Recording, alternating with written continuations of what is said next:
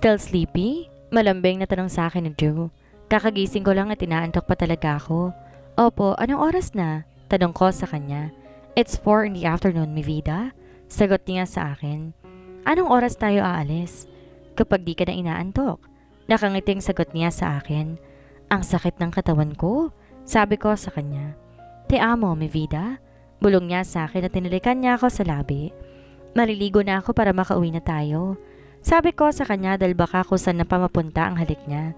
Binuhat niya ako papunta sa banyo at sabay kaming dalawa na naligo. Hindi nga lang ligo ang ginawa namin.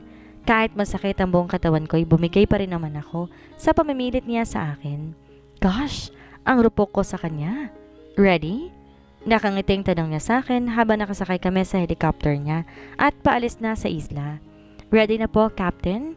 Pabiru pang sabi ko sa kanya. Tumawa siyang bahagya at pinalipad na ang helicopter. Di na ako takot dahil masaya ako ngayon, pero bigla akong naging malungkot dahil babalik na kami sa reality. Ang isa na ito ang naging saksi naming dalawa. Mabilis naging biyahe namin at nakarating na kami ulit dito sa Maynila. Sa kondo na ako kami dumiretso at nagpahinga. Kinabukasan nagising ako dahil sa halik at yakap niya. Niyakap ko muna siya at inamoy-amoy. Wake up ka na, mi vida. May pasok ka pa sa school. Bulong niya sa tenga ko. Hindi na ako papasok. Inaantok pang sabi ko sa kanya. Why? Dahil ba sa mga asshole na yon? Don't worry dahil wala na sila doon sa school mo. Malambing pang sagot niya sa akin. Di mo naman sila pinatay, di ba? Tanong ko pa sa kanya. Do I look like a criminal? Natatawa pang sagot niya sa akin. Pero narinig. Hindi ko na natapos pang sasabihin ko dahil bigla na lang niya akong hinalikan. Napalabi na lamang ako dahil ang aga-aga pa, naglalambing na siya sa akin at nasasanay na talaga silang maging mabait sa akin. Nilagay ko sila sa dapat nilang kalagyan para naman magtanda. Alam ko na may gusto ang isa sa kanila sa'yo, kaya kanya inaabangan. Pero ngayon mag-aaral ka at gagawin mong lahat ng nais mo na walang kinatatakutan. Walang kahit sino ang gagalaw sa'yo sa university. Hindi ko hahayaan na masaktan ka. Sabi niya sa akin at bahagyang hinahaplos pa niya ang pisngi ko. Magtrabaho na lamang kaya ako. Baka di rin ako makagraduate dahil sa dami ng absent ko eh. Malungkot pang sabi ko sa kanya. Alam ko na maghahabol ka pa. Nakangiti pang sabi niya sa akin. Sana talaga ganoon lamang kadali na humabol. Pero dahil gusto mo na pumasok ay gagawin ko. Nakangiti pang sabi ko sa kanya. Okay. Maligo na tayo dahil ihahatid pa kita bago ako pumasok sa office. Sabi pa niya sa akin. Ako na lang maliligo. May pasok pa ako eh. Ayoko naman na pumasok ako na paika-ika sa university. Mi vida, promise. Maliligo lamang tayo. Pabulong pang sabi niya sa akin. At hinalikan niya ang leeg ko. Love, tawag ko sa kanya. Yes, mi vida. Maligo na tayo. Please, stop teasing me. Mamaya na lang pag-uwi. Wala na sa sariling sabi ko pa sa kanya. Okay, after your class, office ka dumiretso. Ikaw na ang bago kong taga-timpla ng kape? Nakangiting sabi pa niya sa akin. May ganun ba? Yun ba magiging trabaho ko? Tanong ko sa kanya. Yes, yun ang magiging trabaho mo at may sahod ka na mula sa akin. At extra bonus na isang hot at gwapong asawa. Nakangisi pang saad niya sa akin. Okay na yata sa akin ang sahod. Huwag mo na lang isama ang bonus. Pabiru pang sabi ko sa kanya. But I know that you cannot resist the bonus. Sabi niya sa akin na may kasama pang pagkindat. Tumawa na lang ako at mabilis na pumasok sa loob ng banyo. Pero maliksi siya dahil naabutan niya ako bago pa maisara ang pinto. Wala ko nagawa kundi ang isabay na lamang siya. Walang nangyari sa amin pero may pahaplos at pagpisil naman siya na ginawa. Ngayon pa lang inihahanda ko na ang sarili ko dahil hindi yata sanay ang lalaking to nang walang sex life. Kung nais ko na sanang ako na lang kailangan ko na maging handa, ano bang oras? Anong oras ka lalabas mamaya? Tanong niya sa akin na makarating na kami sa tapat ng university. I don't know. Kung tatawagan na lang kita? Malambing pang sagot ko sa kanya. Okay, see you later. Malambing na sabi niya at tinilikan niya ako sa labi. Bye! Paalam ko sa kanya bago pa ako lumabas sa kotse niya. Sa akin na naman ang tingin ng ibang estudyante pero binaliwala ko na lamang. Ginamit ko rin ang phone ko na binigay niya sa akin. Maaga pa naman kaya't di na ako nagmamadali na pumasok sa room namin. Naramdaman ko nang nag-vibrate ang phone ko, kaya naman mabilis ko na tong inilabas sa bulsa ko. My Drew, te amo, mi vida? Napangiti ako dahil sa text message na natanggap ko mula sa kanya. Hindi ako nag-reply dahil bigla na lang tumunog ang bell, kaya't bigla na lang akong nagmamadali. Pagpasok ko sa loob ng classroom namin ay kagad akong kinamusta ng mga kaklase ko. Hindi ko alam kung paano nila nalaman na na-ospital ako. Pero laking pasasalamat ko dahil excuse ako sa mga class ko. Magaling na ba ang sugat mo? Tanong sa akin ni Dylan. Oo, tipid na sagot ko sa kanya habang nag-aayos ako ng mga gamit ko. San kayo pumunta ni kuya? Hindi mo na kailangan pang malaman? Sagot ko sa kanya. Really? Hindi mo ba alam na galit si daddy ngayon? Bakit? Hindi mo ba alam na galit si daddy ngayon? Bakit? Dahil hindi si kuya tumuloy sa Singapore. Ang buong akala namin dun sa pumunta. Pero nagulat kami dahil kasama mo pala siya. Bakit nagkamabutihan na ba kayo? Tanong sa akin ni Dylan. Hindi ko alam na may importante palang kailangan gawin sa Drew at mas pinili niya ako kaysa trabaho niya. Kakaibang saya ang naramdaman ko pero natatakot din ako dahil alam kong galit ang daddy niya. Isang beses ko lang itong nakita pero mas nakakatakot to kaysa kay Drew. Ang buong akala ko nga dati wala siyang daddy. Anong ginawa ninyo ni kuya? Tanong pa niya ulit sa akin. Di mo na kailangan pang malaman. Sagot ko sa kanya. Bakit? Bakit mo ba tinatanong? Para maikwento ka sa mommy mo? Naiinis pang tanong ko sa kanya. I like you. Saad niya sa akin. You like me? I don't like you. Sagot ko sa kanya. Di ko na binigyang pansin ang sinabi niya na gusto niya ako dahil alam ko na gusto lang niya akong guluhin at sinong gusto mo? Si kuya? Sa tingin mo ba seryoso siya sa'yo? Hindi mo pa siya kilala ng lubos. Sarcastic na sabi niya sa akin. Ang ikaw, kilala ba kita? Hindi rin naman kita kilala. May pagkakaiba ba kayong dalawa? Tanong ko rin sa kanya. Marami. Dahil di naman ako kasing sama niya. Masama siya. Oo, masama siya pero hindi ko kaya na baguhin ang lahat. Kahit gaano pa man siya kasama, pag-aari niya ako. Sagot ko sa kanya. Gusto ko pa sanang idugtong na mahal ko siya pero mas pinili ko na inihim na lang ang sarili ko na hanggat maaari ayoko nang malaman nilang mahal ko na si Drew. At sana ganon din si Drew dahil yun ang naging usapan naming dalawa. Na magpapanggap kami sa lahat at di kami okay na dalawa, na kailangan kagaya pa rin kami ng dati. Mas pinili ko na lang na mabasa ang room namin kaysa makipag-usap pa kay Dylan. Kami na lang kasi ang dalawa na may iwan dito. Ayoko ng issue na ayoko pang mapalapit sa kanya. Me, pupunta ako dyan, love. Nagpadala ko sa kanya ng mensahe para alam na niya na tapos na ang class ko.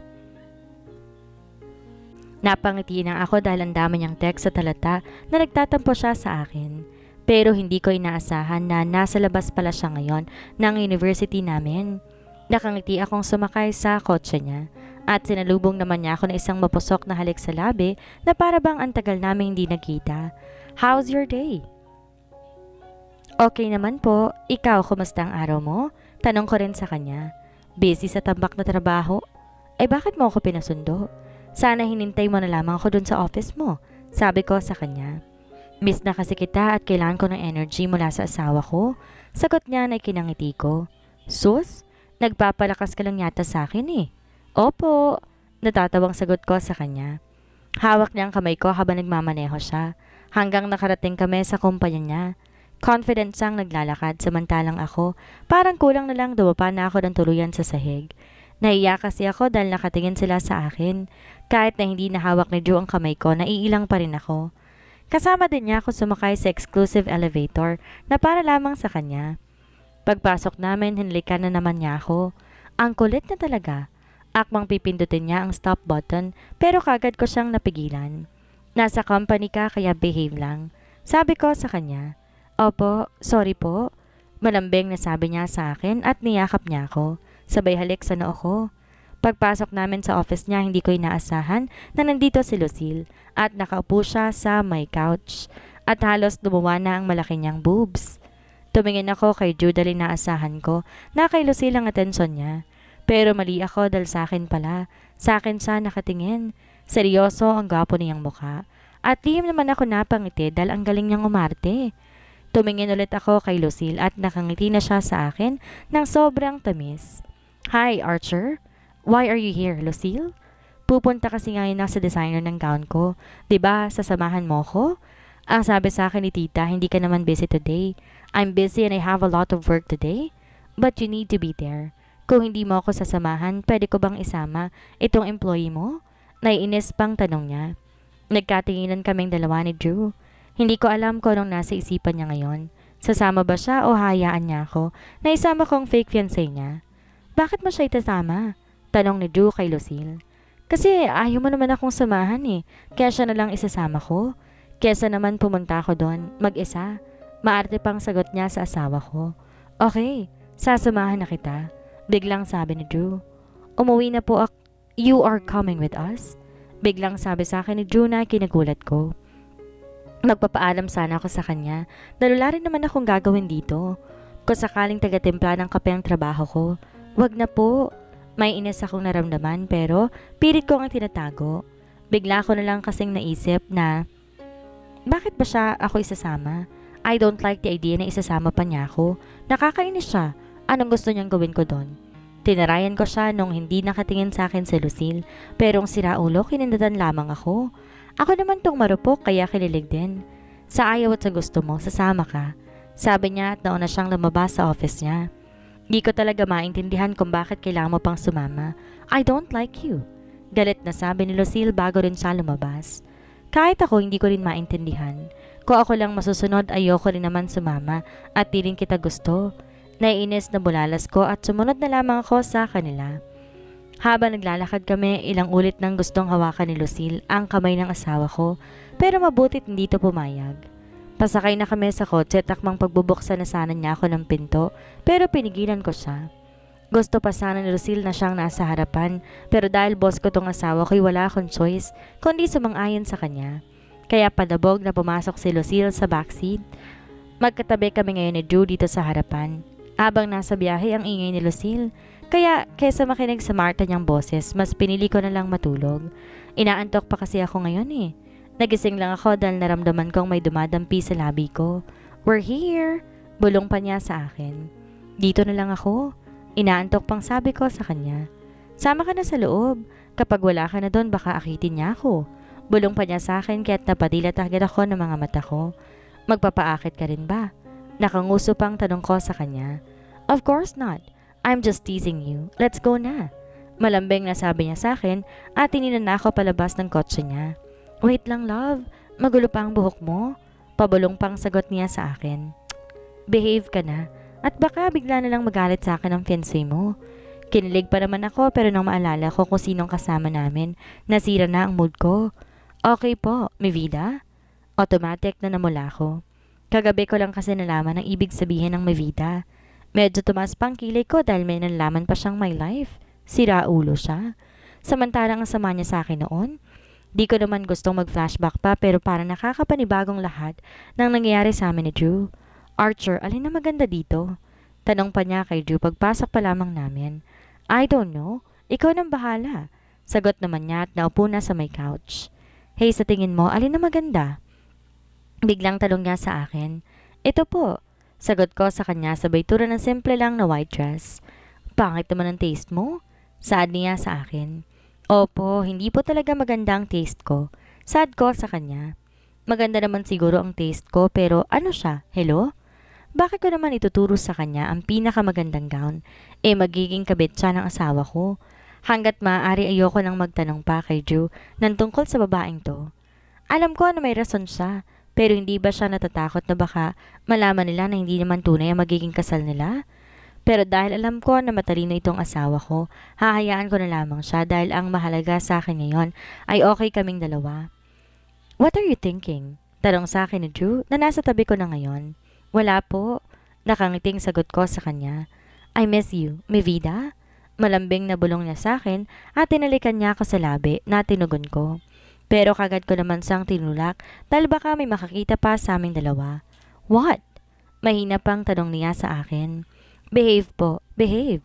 Sabi ko sa kanya. Pwede kang magsukat ng mga gown na gusto mo. Sabi niya sa akin kaya't sinaman ko siya ng tingin. Tigilan mo ko. Naiinis pang sabi ko sa kanya. Baka kasi may gusto ka eh. Gusto kasi kitang makita na nakasuot ng wedding gown? Sabi pa niya sa akin. Okay lang ako. Hindi kailangan magsukat pa ng gown? Sabi pa niya. Ano pinag-uusapan dito? Tanong sa amin ni Lucille kaya't agad akong lumayo kay Drew. Nothing. Si Drew na ang sumagot. Like this one. This is perfect for our wedding. I love you, babe. Sabi niya sa asawa ko. Lumabas na ako, di ko na hinintay pa ang sagot ni Drew. Nakalak ang kotse niya kaya naman tumambay na lamang ako sa may garden nila dito. Ang ganda ng butik na ito dahil meron silang sariling garden. Pinagmasdan ko ang mga magagandang bulaklak hanggang sa napadpad ako dito sa bandang likod kung saan walang tao at may mayabang na puno. Hindi ko alam ang tawag pero ang cute nila. Habang inaamoy ko ang mga bulaklak, nagulat ako dahil may mga brasong pumulupot sa bewang ko. Ang bango mo! Bulong niya sa tenga ko. Ano bang ginagawa mo dito? Tanong ko sa kanya at pilit na inaalis ang kamay niya sa bewang ko. Bigla ka na lang kasing nawala. Alam ko nagsiselos ka pero ikaw lang mahal ko. I love you, mi vida. Bulong niya sa akin. I love you too pero bumalik ka na doon. Utos ko sa kanya. Ayoko, naiinip lang ako doon eh. Pero baka mahuli niya tayo dito? So what? Asawa naman kita. Sagot niya sa akin. Tigilan mo ko. Alam ko na may pinaplano ka. Saka kapag sinabi mo o sinabi ko na asawa mo ko, walang maniniwala sa akin. Lalo na't alam nila ang mga type mo. Sabi ko pa sa kanya. Ha, noon nyo. Pero hindi ka naniniwala na virgin pa ako? Akala mo siguro, malandi ako. I'm the luckiest man dahil naging akin ka. Nakangiting sabi niya sa akin. Ngumiti na lang ako at pinatakan ko siya ng halik sa labi. Pero bigla na lang niya akong binuhat papunta sa mayabong na puno dito sa bandang dulo. Let's go! Bulong niya sa akin. Tumigil ka, baka may makakita sa atin. Nakakaya kapag dito pa tayo mahuli. Gosh, hindi ko kaya makita nila tayo na nag-aano dito. Diyos ko po, tumigil ka nga't pakalmahin mo yan. Sabi ko sa kanya na may halong kaba. Hindi siya kakalma kapag hindi mo siya papakalmahin. Pigilan mo ang kamanyakan mo ngayon. Hindi ko na mapigilan pa ang bibig ko. Pero ang siraulo, tumawa lang siya. Nataranta kami na marinig naming tinatawag siya ni Lucille. Archer, where are you? We're done na. Sigaw nito. Shh! Aniya sa akin at siniil ako ng mapusok na halik. Nangihina ako sa halik niya. Gusto kong mabigay pero pilit kong pinipigilan ang sarili ko dahil mali na ito na dito kami naglalampungan. Love, kapag hindi ka pa tumigil, hindi ako tatabi sa'yo mamaya. Pagbabanta ko sa kanya. Mi vida, he warned me. I'm serious, saad ko sa kanya. Shit, humanda ka sa akin mamaya. Aniya at ibinabanan niya ako. Nakahinga naman ako na maluwag dahil effective na ang pananakot ko sa kanya. Pinauna ko na lamang siya pero hindi ko inaasahan ang paglabas ko dito sa puno, sasalubungin ako ni Lucille ng isang malutong na sampal. Ang landi mo. Talaga bang dito pa? Ang kapal na mukha mo ha? Sa tingin mo ba hindi ko alam? Akin lang si Archer at matutuloy ang kasal namin. Galit na sabi niya bago kami pumasok pabalik sa loob ng butik. Napahawak na lamang ako sa pisngi ko. May araw ka rin sa akin. Sa susunod hindi ko nahahayaang saktan mo pa ako. Saad ko sa aking sarili. Saan mo gustong kumain? Tanong sa akin ni Drew habang nasa biyahe na kami. Kahit saan. Sagot ko sa kanya at ngumiti ako pero kagad din akong naging seryoso dahil may kasama pala kaming dalawa. Bakit sapa ang tinatanong mo? Naiinis na tanong ni Lucille. Okay, saan mo ba gusto? Tanong pa ni Drew sa kanya. I just want to eat Japanese food. Masaya pa na sagot niya. Okay, sagot ni Drew. Habang nasa biyahe kami, tahimik na lamang ako hanggang sa bigla akong tinanong ni Drew. Itong lalaking to, masyado na talagang nagiging observant. What happened to your face? Seryosong tanong pa niya sa akin. Hindi ko alam, bigla na lamang kumate. Sagot ko sa kanya, let's go to the hospital. Wag na po, iinuman ko na lang ng gamot. Pagsasinungaling ko pa sa kanya. Are you sure that you're okay? Tanong pa rin niya sa akin. Why are you so concerned about her? Tanong niyang bigla ni Lucille kay Drew. It's none of your business. Bakit di mo sinabi sa kanya na sinampal kita? Natatawang sabi pa ni Lucille na para bang natutuwa pa siya. Is that true? Tanong sa akin ni Drew. Tumingin lang ako sa kanya at di ako sumagot. Ayoko na rin ng gulo pero itong babae na to, proud pa sa ginagawa niya sa akin. Shit! Nagulat ako dahil bigla na lamang tumigil ang kotse sa gitna ng daan. Slap her! Utos niya sa akin na siya pang ikinagulat ko. What? Are you out of your mind? Bakit mo naman ipinagpasalamat sa jeep na yon? What? Galit na sigaw ni Lucille. Are you out of your mind? Let's go na, sabi ko sa asawa ko. Ano ba talaga ang relasyon nyo? Sino ba siya sa buhay mo? Hahayaan ko na lang sana kayo pero harap-harapan na ipinaparamdam mo sa akin na pinapaboran mo ang babae mo. Sigaw niya. Kung nais mo pang matuloy ang pangarap mo na kasal, manahimik ka. May pagbabanta na sabi niya kay Drew. Do you love her? Tanong pa niya. Inawakan ni Drew ang kamay ko at hinalikan niya ito. Pero hindi na siya sumagot kay Lucille kaya't alam ko na ang ibig niyang sabihin. Ngumiti nilang ako sa kanya at pinisil ko ang kamay niya. Isusumbong kita kay Daddy. Umiiyak pang sabi ni Lucille.